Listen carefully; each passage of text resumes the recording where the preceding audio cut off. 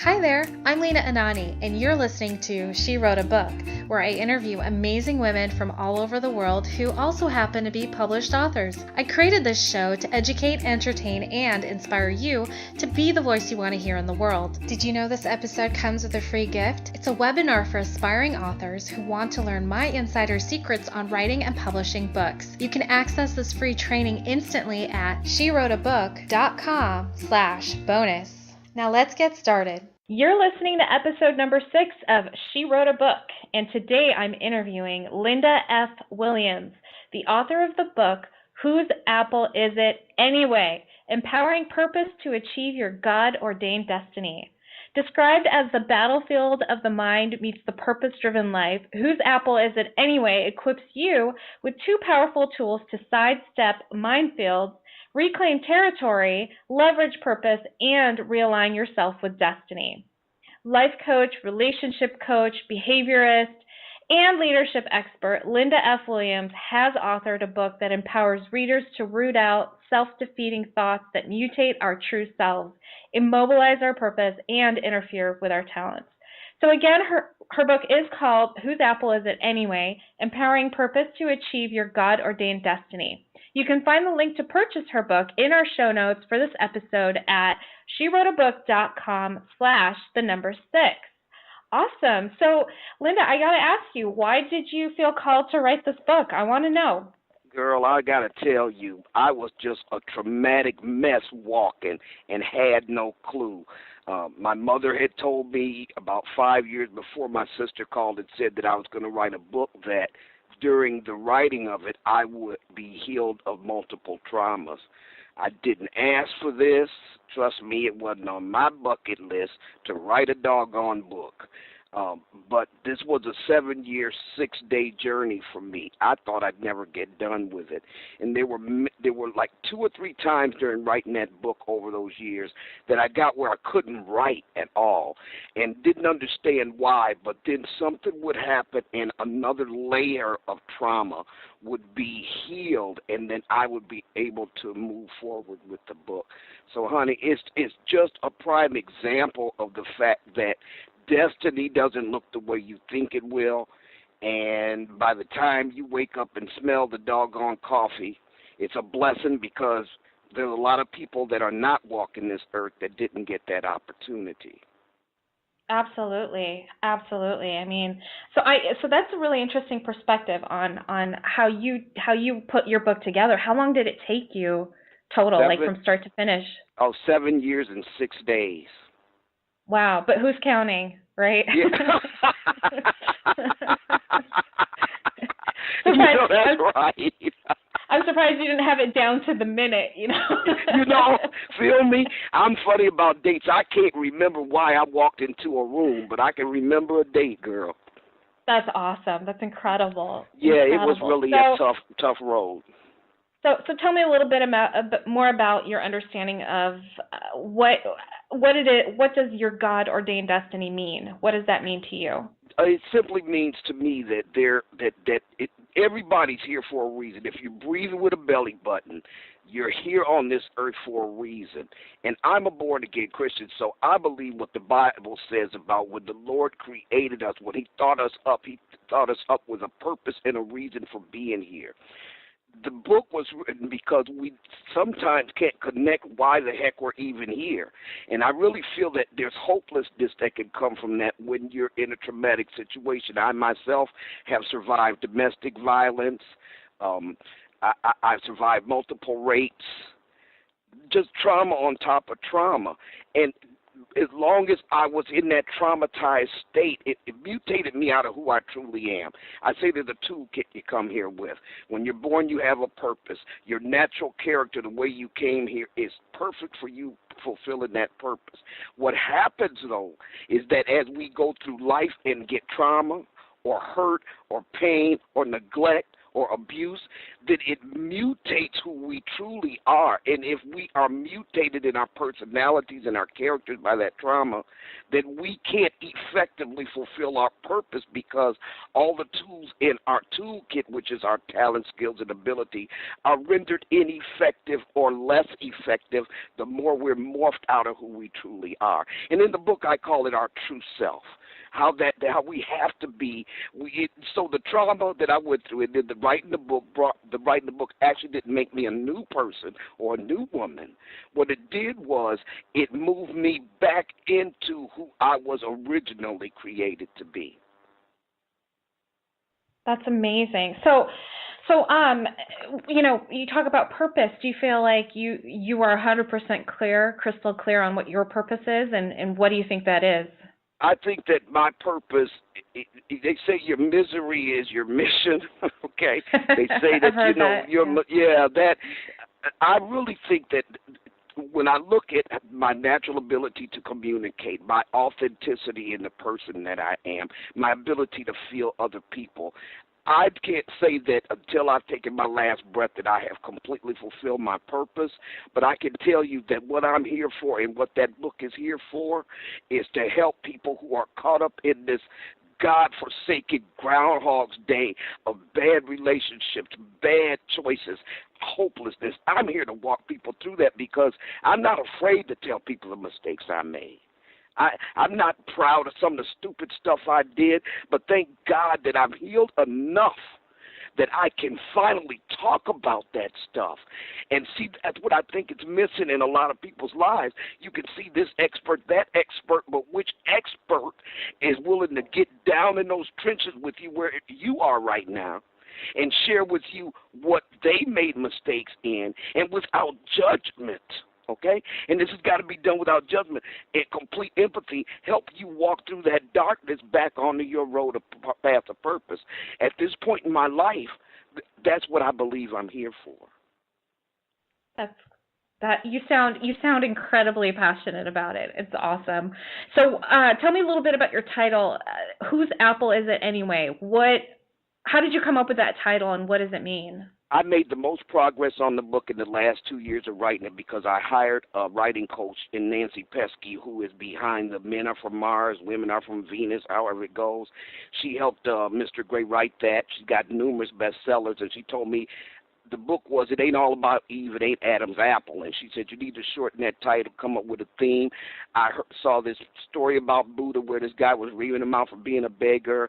And when he realized he wasn't getting any response from Buddha, he said, why are you so calm? And Buddha handed him an apple, reached an apple out of his begging basket and said, well, if I give you this apple and you don't take it, then whose is it? And the man said, well, that's your apple, yada, yada, yada. He said, that's right. And so all of the evil and the meanness and the ugliness and negativity you're trying to give me, that's your apple. I'm not going to take that. So then I get it. Then it goes to the Garden of Eden where she took that apple. She thought that the serpent was caring about her. You want to be more like God. You want to be this. And the whole thing was not about her. The thing was about that serpent running rackets on God for kicking his hiney out of heaven. And so when she took that apple, what she did when she bit into it, she took that apple and not knowing that it was rebellious retaliation and anger behind it, and it wasn't about her. And when she bit into it, she traded her harvest, which was the Garden of Eden and Eve's life of Eve with God. She traded her harvest for his in the moment that she bit into that apple. And so what I tell people is circumstances, people, places, and things in your life that get your goat, always coming back. It's a pattern in your life. That's the apple. What you have to realize is just like after 30 years, it took me 30 years to realize that a rape I had gone through was not my fault and I didn't deserve it. That's one of the things I had to come to realize while writing the book. So I had taken the wrong that was done to me, that rapist, sodomizing me until I was bleeding in a hotel room when I was about 20 years old. And it took me 30 years to realize that I had taken that apple and summarily become the wrong that was done to me, that it wasn't my fault. That I might have made a dumb decision to be in a relationship with this person, but Linda, it wasn't your fault. At what point are you going to realize that he has to own what he did to you? And quit internalizing it like you are that wrong. Okay, in my life it led to me, I married a rapist and didn't know it. years down the line. So it's all about being able to recognize where your responsibility in something begins and ends, own that, make changes by leveraging that, and then recognizing where that stuff is somebody else's mess, and you don't have to take it. You don't have to take it into your life. You don't have to be that wrong. You can recognize where, okay, yeah, well, this is not good for me. And in situations where you can get out of it, then you have to make those decisions as hard as they are in the moment. But before you can get there, you got to recognize that you do deserve better. Absolutely. We all deserve better, every single one of us. And, you know, with that said, I want to know, like, who's your ideal reader? Who are you hoping is picking up your book and reading it, and why? This book, I had trouble narrowing down the demographics. The truths of this book are for everybody. Doesn't matter what gender you are. It really doesn't matter what age you are, but the demographic is 18 through and up. Mm-hmm. And because I'm a born-again Christian, I use some Christian values in there. I use basic truths in there, universal truths. Anybody can get something out of this book, but if you're a born-again Christian, you'll really get something out of this book. Okay, great. And so let's talk a little bit about you know, you're this is what I want to know. I want to know how, since you've published your book, have you felt like there's more that you've learned along the way, and that you want to continue to share that wisdom, and how do you feel about it? Well, at this point, I had these big dreams of some major publisher picking it up, and then I could sit back, cross my legs, and let them do all of the marketing, etc. I wound up having to self-publish the book. So at this point, what I'm learning is the marketing piece. You seem to be a marketing genius yourself, but when you're a neophyte here, and that's not my bailiwick, see, I'm a big one for staying in my lane, okay? It's been a challenge trying to market the book, get the word out there, and see the sales come. So I just released it in March, and so I'm still learning and getting my sea legs marketing-wise, because this is destiny on a dime here. You know, I'm taking it a step at a time. I wish I would have had the money to put behind hiring professional agent, etc., and I don't have it. So right now what I'm doing is learning all of that business aspect of the book. But the greatest thing I learned since the last dot and tittle in the book is the Bible tells you to write the vision. That means just write it down on paper. And what happened was what God had intended for this book, I got in the way of because I had written my own story into what he said. Sat here, you know, had a little agent, and then he started asking me about me being black, and I knew, oops, that ain't the one, okay? Then I go through months of depression. So one of the things I learned is that, you know, he might have honored you with the mission, with the assignment, but you have to be very careful to allow him to guide you through the steps he already know you need to go through in order to get to something. The frustration comes when you build up your own expectations in that, and those expectations get dashed, and then you're depressed because of something you wrote into the story that really wasn't supposed to be. That was the greatest lesson book-wise that I've learned since I finished it. So let me ask you this. There's been frustrations, but you know, there's also a lot of things that we love about being an author. So I would like to know, what do you love most about being an author? Well, with respect to this one project, I guess that's what makes me an author. I don't have any other books scheduled. The thing I love is the message. The thing I love is that I was told two things. You will be honest about yourself in writing this book, and you're not going to focus on all the wrongdoers, like they're the big problem here. And so what I love about it is that I'm able to be authentically me. That's so important. I was so concerned about losing my voice after Nancy Pesky started walking me through as my writing coach. It was really important to me to keep my voice, and this is very conversational, it's very real. And so what I loved about being an author on this project was the growth and the healing. Awesome. Well, Linda, thank you so much for being our special guest today. We will have a link to your book in the show notes for this episode so our listeners can learn more about you. They can visit SheWroteABook.com/6. Thanks again, Linda. It's been great. My honor.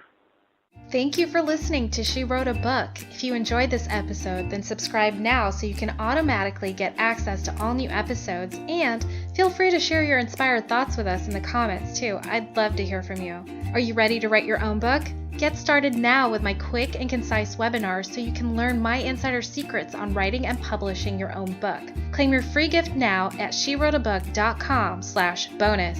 Until then, may you always feel good and make magic. Feel good, make magic now. Lena, Anani will show you how. Ignite that wisdom inside of you and show the world what you do. To publish, write, and promote, learn the best way to go.